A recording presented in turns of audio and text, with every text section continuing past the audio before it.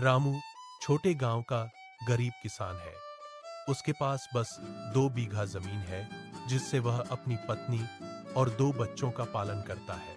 वह रोज सुबह 4 बजे उठकर खेत चला जाता है।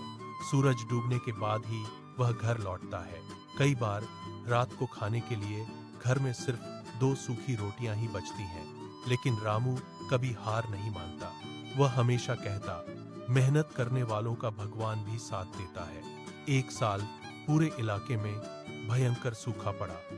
बादल नहीं बरसे, नदियां पूरी तरह सूख गईं। खेतों की फसल पीली पड़कर सूखने लगी। गांव के कई किसान हार मान गए। कुछ अपना घर छोड़कर शहर की तरफ निकल गए, कुछ तो अपनी जमीन ही बेच दी। लेकिन रामू नहीं गया। उसने सोचा, जमीन ही तो मेरी पूंजी है।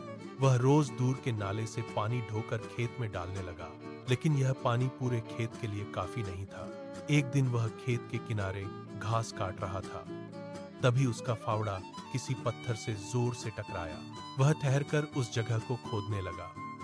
थोड़ी खुदाई के बाद वहां एक पुराना भरा हुआ कुआं निकल आया। वह तुरंत गांव के कुछ युवाओं को बुलाया। सबने मिलकर कुएं से गंदगी और कचरा बाहर निकालकर साफ किया। आधे दिन बाद ही कुएं से साफ मीठा पानी निकलने लगा। रामू ने उसी पानी से अपने पूरे खेत की सिंचाई की। कुछ ही हफ्तों में खेत फिर से हरे भरे हो गए। कुछ महीने बाद फसल काटने का समय आया। रामू की फसल पूरे गांव में सबसे ज्यादा और अच्छी निकली। उसने अनाज बेचकर अच्छा पैसा कमाया, बच्चों को स्कूल में दाखिला दिलाया, पुराने टूटे घर की जगह नया मजबूत घर बनवाया।